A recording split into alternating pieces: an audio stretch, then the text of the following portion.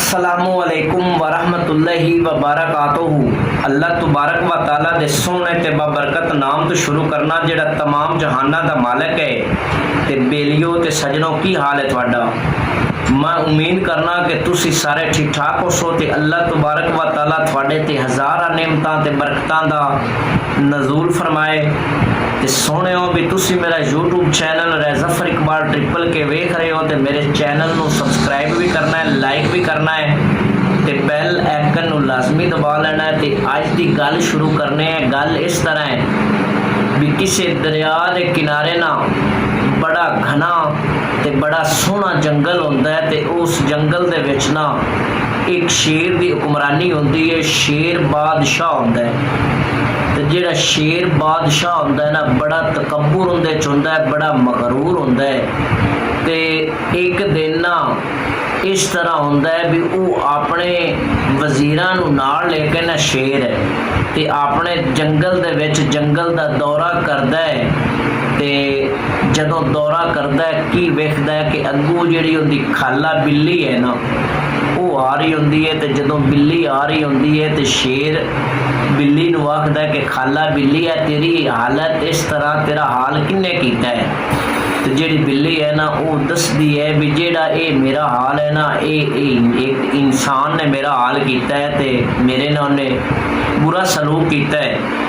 तो जदों शेर सुनता है ना तो उनकी जिहड़ी गैरत गवारा नहीं करती तो वो बड़ा तहश आ जाता, उन्होंने गुस्सा बड़ा होंदा है कि मेरी खाला दे नाल कोई जिहड़ा है ना इंसान वो बुरा सलूक करे तो वो अपनी खाला बिल्ली नूं आखदा है कि उस इंसान का मैनू पता दे मैं उहदे तो बदला लेना है।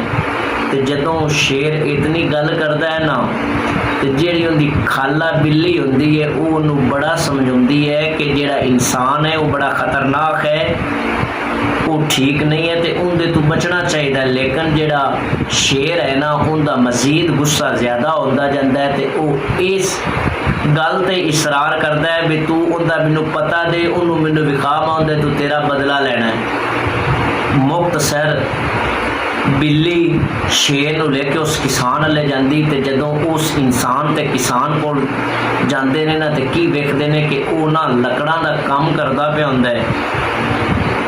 ते जदों उस इंसान दे कोल जाते ने ते शेर उस इंसान नूं आखदा है कि मैं तेरे कोल ना आना, जिहड़ी मेरी खाला बिल्ली ना तू ज्यादती कीती है ना जुल्म कीता उंदा मैं बदला लवन आया ते तैयार हो जा मेरे नाल मुकाबला कर।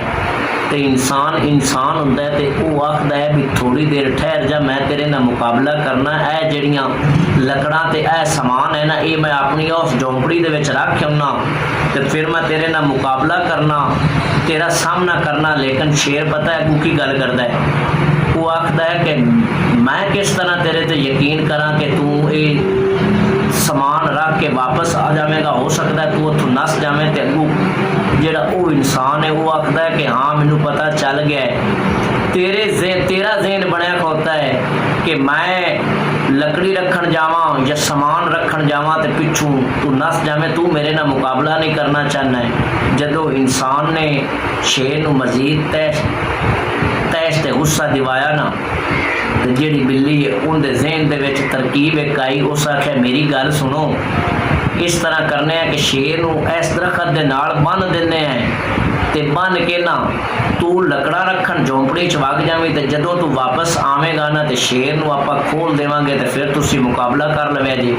इंसान आख्या ठीक है नूं बन देवीए। शेर नूं खाला बिल्ली ते उस इंसान ने एक दरखत दे नाल बन दिता ते जदों बन दिता ना ते बन के ते जिहड़ा वो इंसान है उन्हें एक डंडा उठा लिया ते शेर नूं चंगी तरह मारिया ते पिटिया ते शेर दियां चीखां पूरे जंगल दे विच सुनेवन।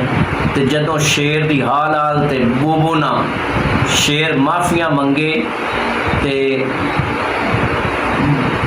इंसान मारदा रहा, काफ़ी सजा दिंदा रहा, मार मार के ना ते उन्हें बिल्ली नूं आख्या ऐ तू अपने मामू नूं पकड़ ते मैं ऐ जा रहा ते जिहड़ा वो इंसान है उथों चला गया।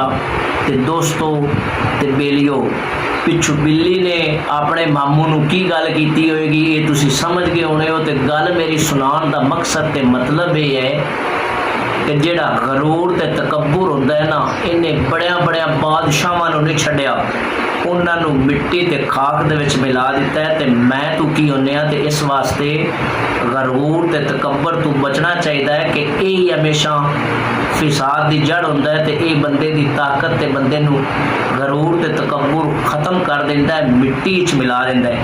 ਇਸ ਵਾਸਤੇ ਇਹਨਾਂ ਦੋਵਾਂ ਚੀਜ਼ਾਂ ਤੋਂ ਬਚਣਾ ਹੈ। ਤੇ ਅੱਲਾਹ ਤਾਲਾ ਮੇਰੇ ਸਜਣਾ ਤੇ ਬੇਲੀਆਂ ਨੂੰ ਖੁਸ਼ ਰੱਖੇ। ਅੱਲਾਹ ਦੇ ਹਵਾਲੇ।